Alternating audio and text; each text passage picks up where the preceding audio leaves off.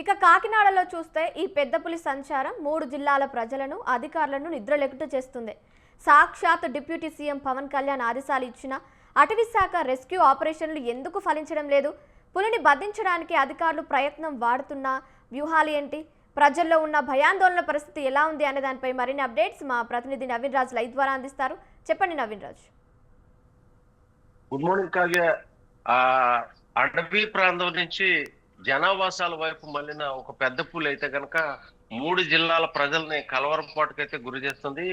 ఆ నిద్ర లేకుండా కూడా చేస్తున్న పరిస్థితి ఉంది. ఓ పక్క నుంచి అటవీ శాఖ అధికారులు ఆ పులిని బంధించేందుకు శతవిధాల ప్రయత్నం చేస్తున్నప్పటికీ ఎక్కడ కూడా పులి దొరకని పరిస్థితి ఉంది. వారికైతే అంతు చిక్కడం లేదు. ఆ 9 నెలలుగా ఈ పెద్ద పులి అయితే కనుక అటవీ ప్రాంతం నుంచి బయటకు వచ్చి ఇటు 3 జిల్లాలు అంటే తూర్పుగోదావరి కావచ్చు, కాకినాడ జిల్లా, అలాగే పోలవరం జిల్లా, ఈ 3 జిల్లాల్లో ఈ పులి సంచరిస్తూ ప్రజలను అయితే కనుక చాలా ఆ ఇబ్బందులకైతే గురి చేస్తుందని చెప్పొచ్చు. చివరికి ఆ రైతులు కావచ్చు, అలాగే ఆ ప్రజలు కావచ్చు బయటకు రావడానికి చాలా ఇబ్బందులు పడుతున్న పరిస్థితి. పక్క నుంచి అయితే మామిడి తోటలు, అలాగే జీడి మామిడి తోటల నుంచి ఫలసాయం పొందడం కోసం ఈ రైతులంతా కూడా, గిరిజనులు రైతులు కూడా వెళ్లాల్సిన సమయంలో ఇళ్లకే పరిమితం కావాల్సిన పరిస్థితి ఉంది. అదే ఈ పులి అంటే ఆ తెలంగాణ రాష్ట్రం నుంచి ఆంధ్రప్రదేశ్ వైపు వచ్చిన ఈ పులి 9 నెలలుగా ఈ ప్రాంత ప్రజలను అయితే కనుక చాలా ఆ కలవరపాటుకు గురి చేస్తుందని చెప్పొచ్చు. అంటే ఓ పక్క నుంచి ఆ డిప్యూటీ సీఎం పవన్ కళ్యాణ్ అయితే వెంటనే ఈ పులిని బంధించండి, ప్రజలకి రక్షణ కల్పించండి అని చెప్పేసి ఆయన అయితే ఆదేశాలు ఇచ్చారు.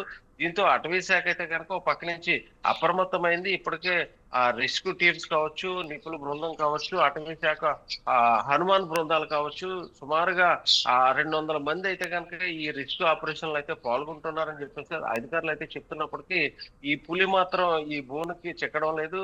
ఆ ఎక్కడ తిరుగుతుందో ఆయా ప్రాంతాల్లో అయితే కనుక అటవీ శాఖ అధికారులు ప్రజలకి పబ్లిక్ అడ్రసింగ్ సిస్టమ్ ద్వారా అయితే కనుక ఆయా ప్రాంతాల్లో పులి ఈ ప్రాంతంలో సంచరిస్తుంది కాబట్టి మీరు ఒంటరిగా వెళ్ళొద్దు, గుంపులుగా వెళ్ళండి, అలాగే అర్ధరాత్రులు, అలాగే తెల్లవారుజామున అయితే కనుక బయటకు రావద్దు, మీరందరూ కూడా జాగ్రత్తగా ఉండండి అని చెప్తున్నారు. మరోవైపు అయితే కనుక లేగదూడలు కావచ్చు, పశువులు కావచ్చు, ఈ కట్టేసి బయట అయితే వదలొద్దు, సురక్షిత ప్రాంతాల్లో ఉంచండి అని అయితే మరోపక్క నుంచి అయితే చెప్తున్నారు.